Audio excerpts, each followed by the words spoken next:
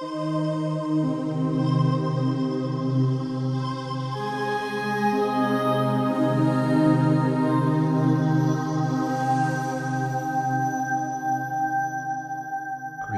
owlets.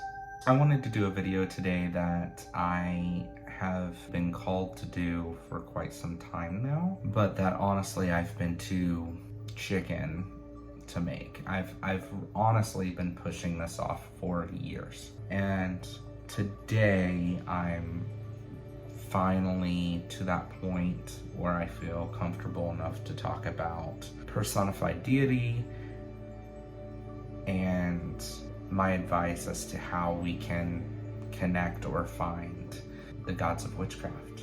Now, I say the gods of witchcraft, but there are, as I'm sure everybody who watches my channel, or I would hope at least most of you know, there are many gods out there in this world and beyond this world. And yeah, we have yet to know how many pantheons and how many gods are in each pantheon for sure.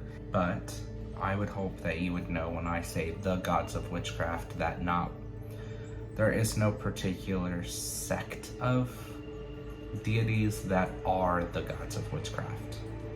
The gods of witchcraft are, in my opinion, the gods that a witch could, would, or do work with. So, with that being said, I'm going to go ahead and dive right into this video. So I'm going to start with where I started off in my path. I originally did not like personifying deity. In fact, I avoided it with any chance I could. If you've watched any of my older videos as far as like, so you want to be a witch, or how it all started, those really kind of both explain how I started on my path. Sorry about the lawnmower, we're just gonna have to accept it. But those videos both really explain how I got started on my path and my core ideals. If you've seen those, you know that I started out on a Wiccan journey as far as my witchcraft goes, and that's really just because that's what was available to me at the time. In the 90s and early 2000s, there wasn't a lot of material out there. There was more as far as online and in books, as far as after 2010, but they were still really difficult for someone who's under the age of 18, can't drive, doesn't have their own money, etc., etc., etc., to get a hold of. Because a lot of those resources are at this point in time in larger cities. They're not necessarily accessible online unless you know where to look. And even if you knew where to look, sometimes those places, the information that you were given was bogus, to be completely honest. Think of it like TikTok, only it wasn't as accessible as TikTok is today. I was very limited on the information that I could get and work with. I completely respect Wicca, even though now I do not consider myself Wiccan. I respect it and I call it, you know, kind of like my stepping stones of witchcraft. So, with that being said, I did not work with a deity personified at all. I actually worked with deity very much an abstract type of mind frame, and a lot of the books I was reading, they're non-traditional. So when I say non-traditional, I mean they were often books written for solitary practitioners of Wicca, which is non-traditional in my opinion, because traditionally Wicca is a coven construct, and they did not specifically mention any personified traits such as names, descriptions, etc. for the gods that these books were invoking. They were very much just the Lord, the Lady, the God, the Goddess. That's it. And that is how I practiced for many, many years. And at that time, in my mind, and I think this is kind of because I was raised with an Abrahamic religious mindset in a way, in my mind, how can you assign a name to something that is so beyond our understanding? I like to think of deity or gods as a sliver of energy, as a representation of energy, and that energy is what we would call Z energy or source energy, the source of everything. So in my mind, everything, the source energy, is not only everything, but it's nothing. It's not only female, it's male. It's not only, you see what I'm getting at? It's not only dark, it's light. It's everything and everything in between. So to me, it was almost like, how do you confidently give this thing a name and work with it as if it were a person? And that's kind of how I kept that. I was like, yep, I'm happy with the abstract construct. But then you start getting into things like signs, and maybe you're being called, what have you. This was something else that I struggled with, is how do you know if a deity is calling to you? How do I know what signs are signs from deity and not signs from something completely different, like a trickster or someone who just wants me to let them in?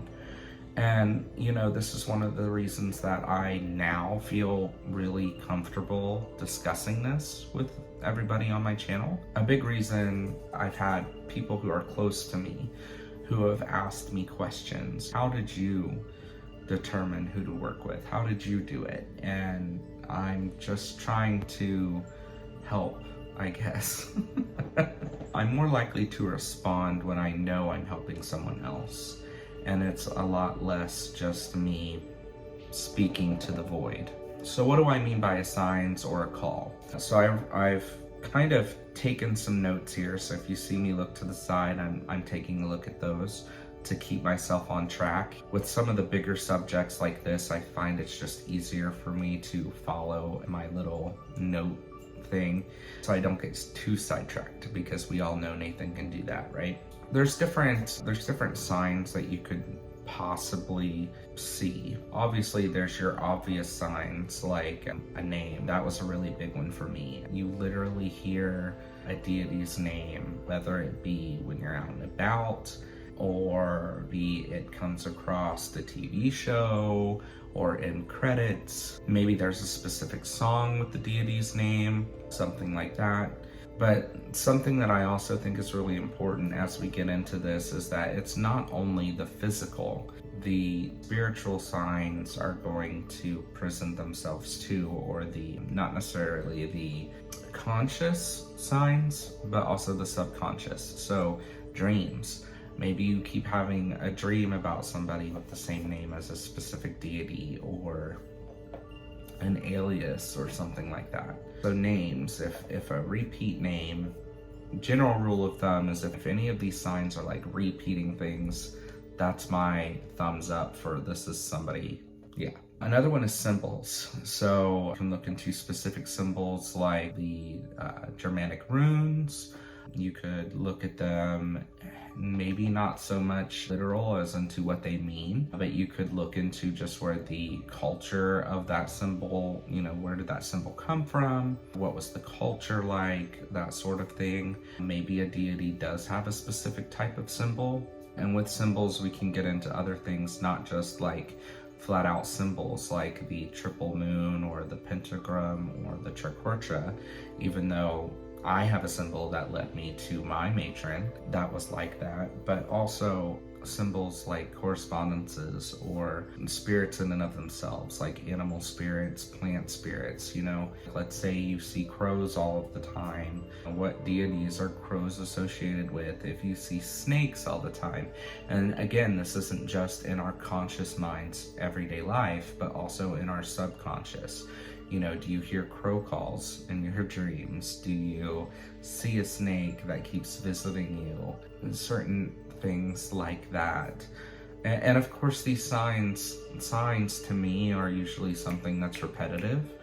And of course, you know, maybe you do have an animal or a plant spirit that you are coming across more often, and maybe it isn't a deity, but it's definitely worth looking into and taking into consideration. Same thing with plants. There are a lot of plants that are associated with different deities, especially if the deity that's trying to reach out to you is a Roman deity or a Greek deity. So that's something to take into consideration as well. Those are two hot button topics as far as signs that I want to touch up on that are probably gonna get some side eye, but whatever. The first one is going to be your history. So when I say history, I mean genetic history, but also cultural history.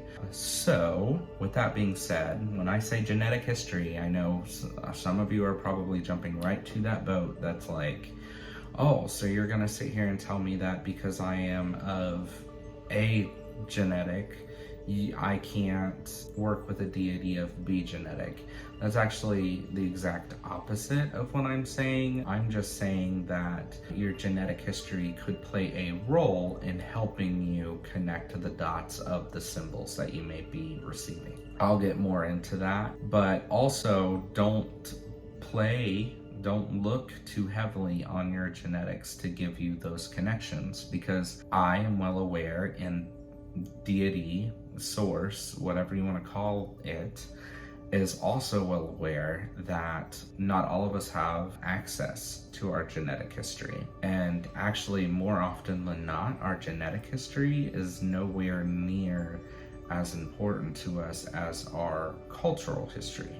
Now, I say cultural history, not only meaning the cultures that our families come from genetically, but also meaning the culture of ourselves that we put ourselves into, or the culture that we live in every day.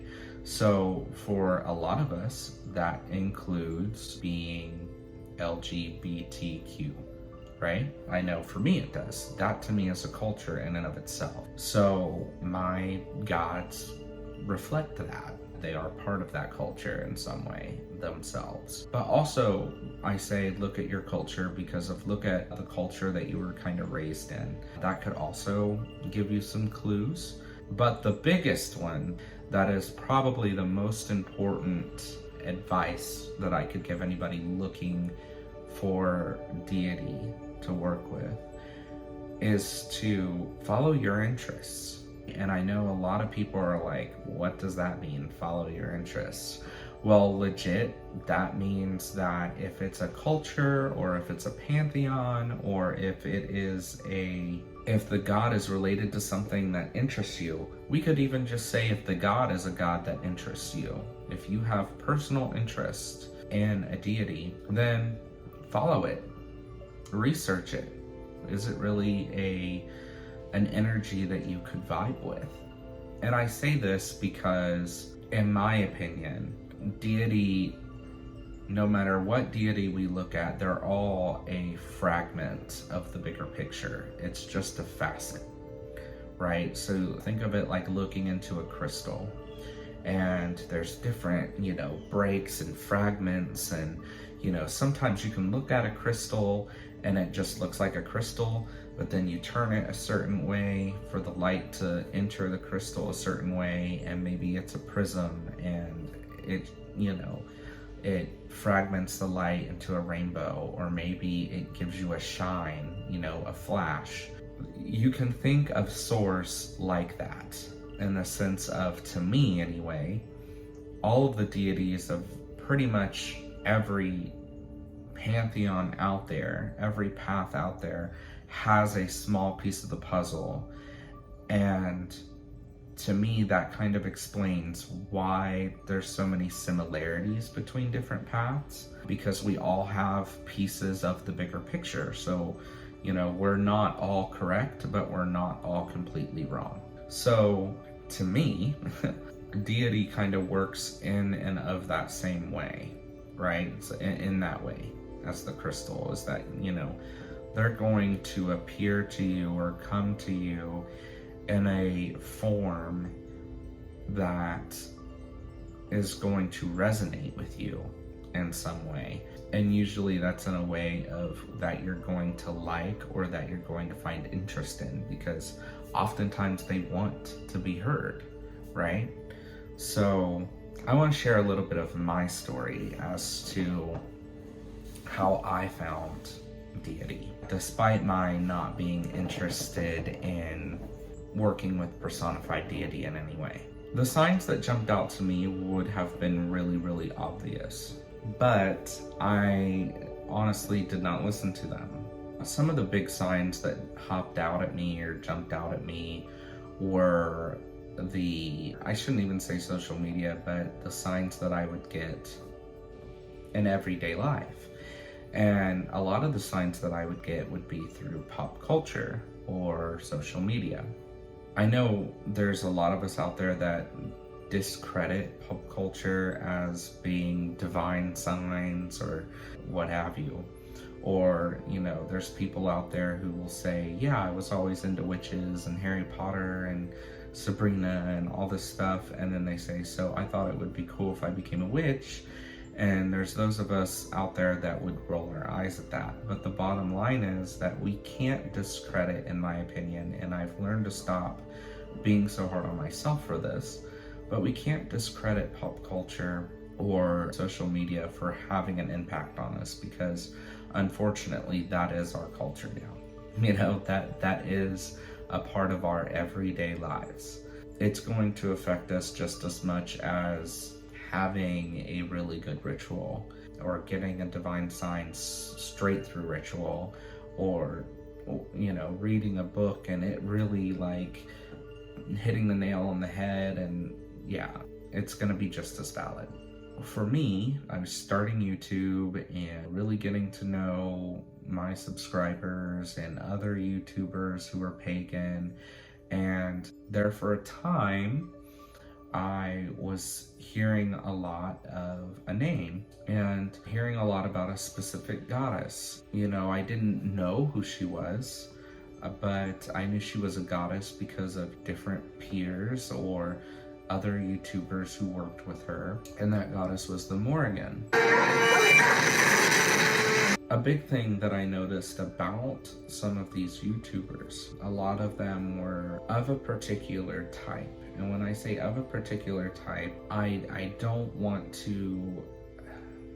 Basically, they were of a particular vibe. They just didn't take any... They didn't put up with any crap. And that's kind of the vibe that I got. Like a very strong feminine vibe from all of these people who said that they had the Morrigan as a matron. You may have won the battle, but you've lost the war. You're going to die by Mordred's hand. And of course, I liked this vibe in them. That's one thing that I was like, yeah, no. That's why I kind of dismissed it. I was like, I just like them. And that's why they just happen to be priestesses of the Morrigan. So then I wrote that off, and I would continuously hear the Morrigan. So the name was like one of my first signs, and I just ignored it.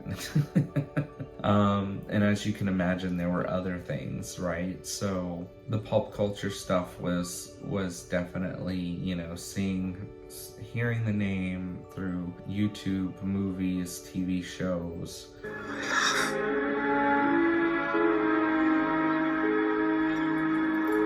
Frick, my love, am I so beautiful? Beyond words, my love. Am I? Oh, yes. Beyond words. Also crows all the time, everywhere. But again, I was thinking, well, I live in Ohio, there's a lot of cornfields, of course there's gonna be crows. Kind of obvious signs or obvious things that people should have looked into. And because I was hearing her name more often, was in and of itself a reason why I completely ignored that as a sign. I'm also not a person who likes to jump on bandwagons. So I don't consider myself somebody who would watch a TV show just because everybody watches it. But with the Morrigan, I was like, you know, I don't want to research her and get into her history and stuff just because she's popular. So I think I looked her up at some point and was like, okay, who is this bitch?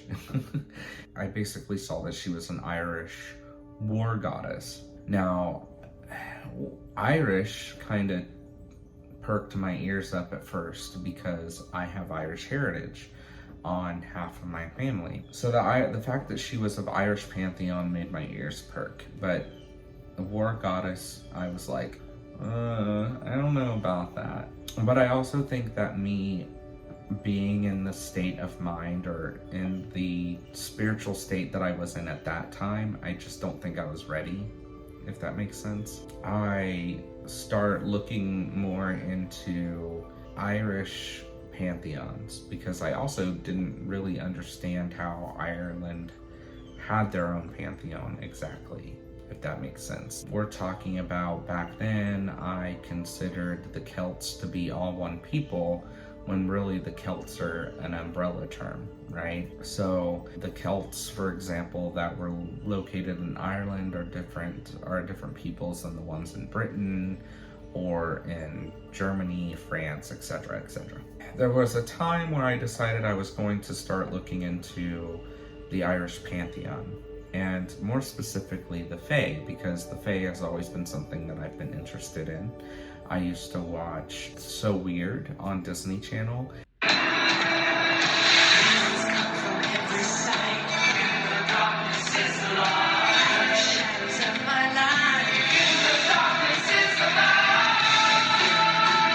And there's a lot of like witchcraft and the Fae and just, you know, dead people stuff and alien stuff, all like everything that I loved was all mixed into the show.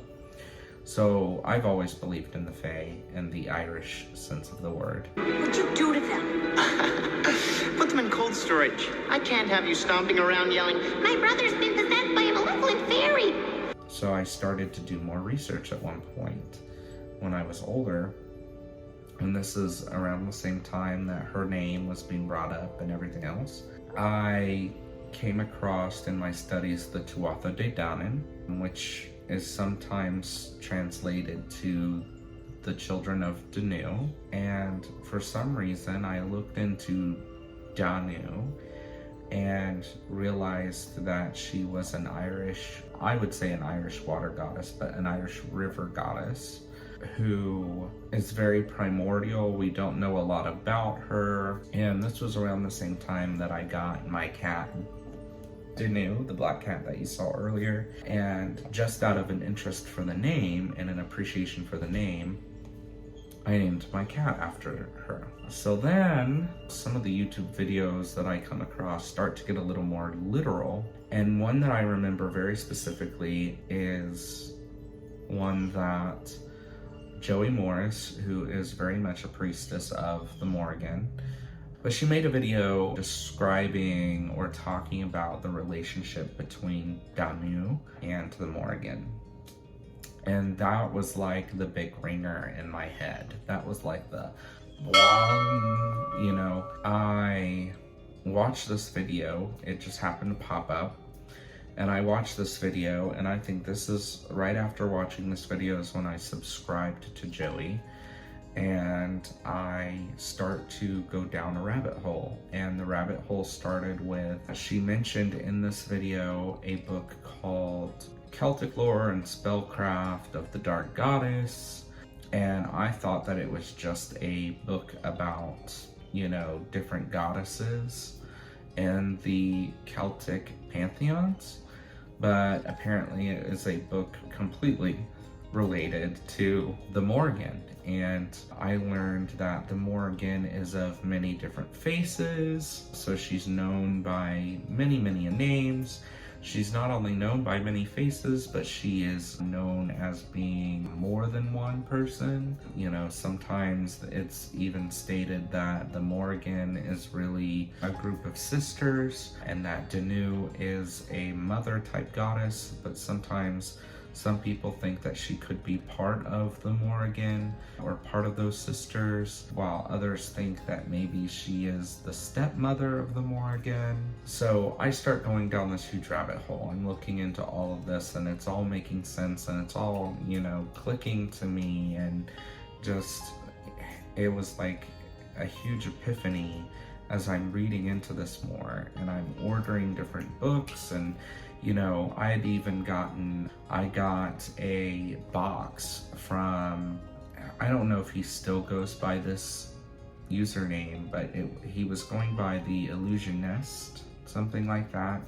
And I commented on one of his videos he made way back when, and I didn't realize that it was a contest. I had completely not realized it was a contest video, and just watched it for the content, and I commented on it and said, awesome, great, make more content, and I ended up winning the contest, and he sent me this huge box, which I think I still have the video on my channel, but it was this huge box filled with these wonderful pieces, feathers and stones and herbs, and a lot of which I now associate with the Morrigan.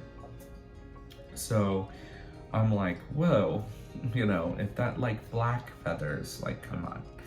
But I'm like, oh, okay, if that shouldn't have been a sign right there. It's just so interesting looking back on it. So, but all the meanwhile, I was like, no, I'm not gonna jump on that bandwagon. I'm not gonna, you know, look into her and try and work with her just because, you know, everybody says it's cool. I don't know why Dion's going out with a high school boy. They're like dogs. You have to clean them and feed them, and they're just like these nervous creatures that jump and slobber all over you. Ew! Get off of me! Ugh, as if! But also, you know, I was kind of terrified because she's a goddess that doesn't take you know what I mean? And then it's funny because her aspect of Danu led me to the morgue as a whole, and then that led me to my patron, which is the Dagda. The Dagda is, even though he's also an energy that's very much always been there, he's not as loud. He's not as, you know, I want this recognition. To me, he's more of the fathering type, the soft fathering type, but it's not like he doesn't have that harsh aspect as well. It's just nowhere near hers, I guess. From there, you just develop your relationship with these deities, and they kind of help you learn. At least for me, they kind of help me learn what's best to work with them. Their offerings do sometimes revolve around kind of the same type of situations as, you know, you would expect from other gods and goddesses, as far as like different offerings of alcohol or different objects, gifts being laid on their altars, what have you. Actually, I shouldn't say altars, because I currently don't have a space for the Dagda other than the kitchen. And right now, he's just completely, perfectly fine with me giving him offerings of service, if that makes sense. So, you know, I pour wine or alcohol for him, but also just working with my hands, like he considers that very much a service. But yeah, you kind of develop, especially when you have gods or goddesses that are kind of primordial in the sense of like Danu or the Morrigan. There's really not a lot that's known for sure about her. It's just what could be true, what we think might be true, and what's speculated. So yeah, I hope that that helps, or at the very least, I hope that you enjoyed my story about my deities. And so with that, I'm gonna say blessed be, and if you have any questions or would like to know anything, just check my milkshake link and, you know, all my social medias there. And be sure to comment, DM me, and don't forget to like and subscribe and ring that notification bell if you'd like to see more content.